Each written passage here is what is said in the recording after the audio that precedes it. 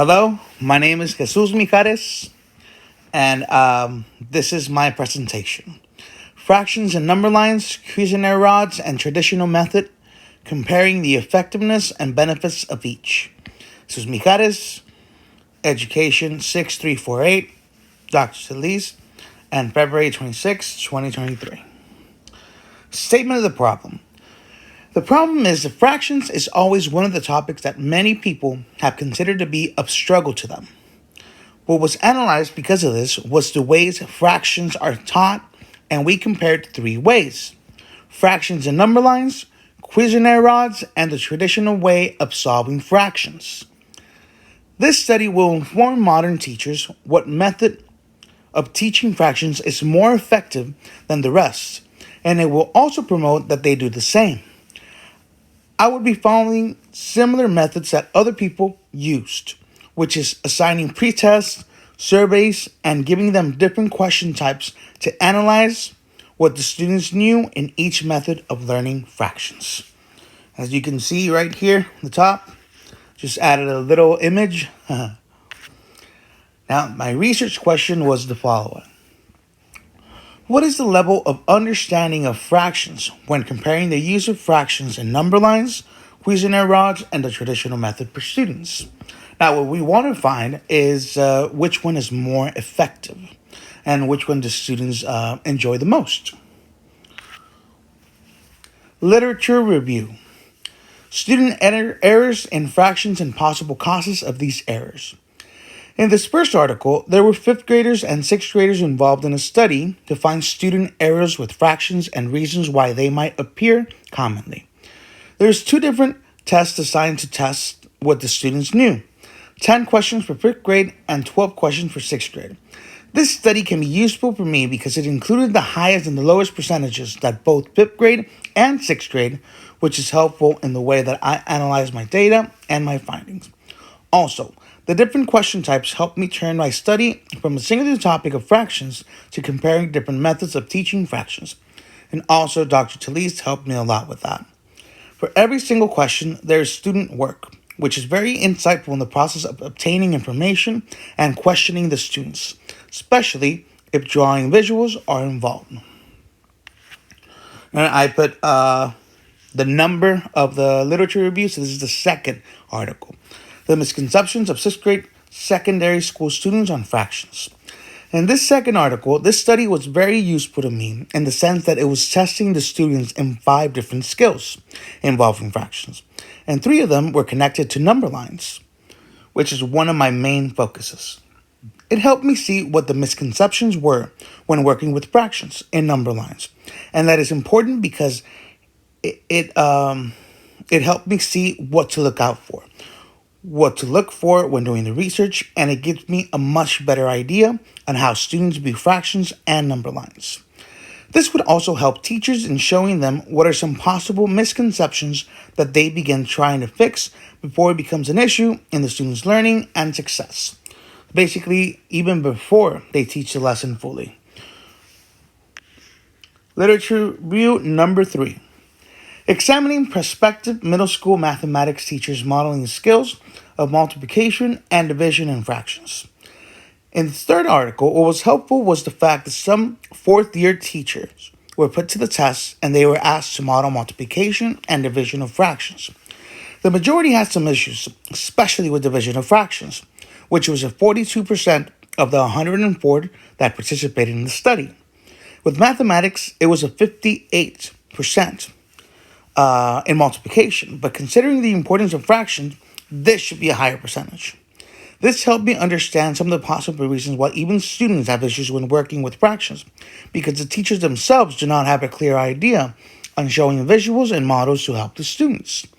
Mastery of this subtopic in fractions is necessary to teach students and engage them with models of fractions, which falls into the use of number lines and Cuisenaire rods, being my research. Literature review number 4. Effective Cuisenaire rods approach on students' interest in decimal fractions in junior secondary school. This word article was very helpful because it was directly researching and studying the use of Cuisenaire rods in a fraction-related topic, which is the same as my research. There were 200 students involved, and these students were part of a study in which they were given Cuisenaire rods to see if it helped with the engagement and the interest students took of learning fractions and mathematics overall. This gave me more information regarding the use of this mathematics manipulative tool because there's not much information, and it's good to have something to look back to compare with one's research. Number 5, teaching fractions according to the Common Core standards. This last and fifth article is very helpful in the sense it explains in detail what each grade level will teach and what the students should know by now. It informs when students saw a particular topic, like for example, number lines and fractions was first seen in third grade. This helps with knowing what to expect, the learning gaps the students might have, how we can prepare activities prior and activate prior knowledge because they have seen the topic or at least have an idea. This helps with the questions that one might have to ask or the manner in which one asks it. When creating my study, the pre-tests, surveys, post-tests, etc. will include questions that will not seem impossible to answer based on what the students have seen or learned.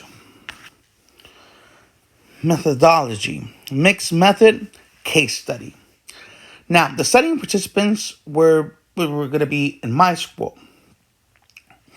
The location of the research will be in my classroom. Specifically, it will be in Dr. D. Rodney Cathy Middle School in room 205, in which I teach 7th grade mathematics.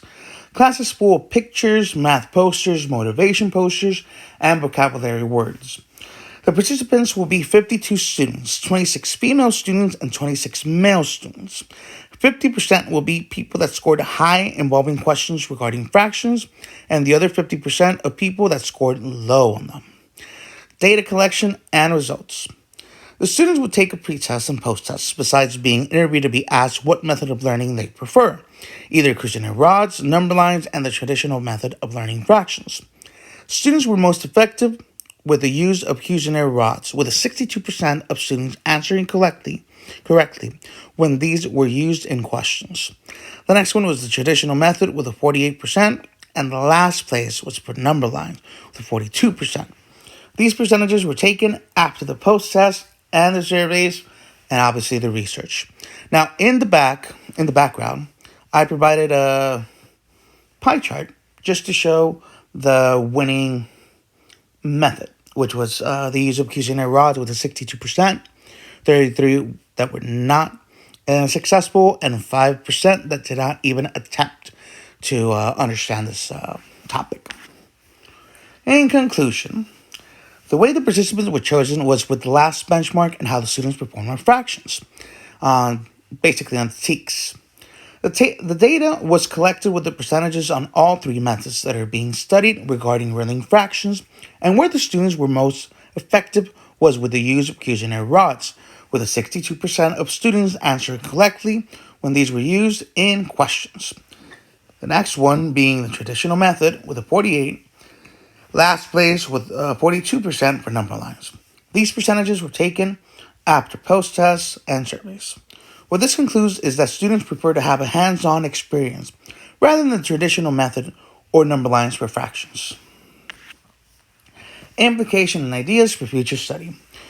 One of the things that will always be present will be that one cannot be certain the students are working independently or are being dependent on someone else's work.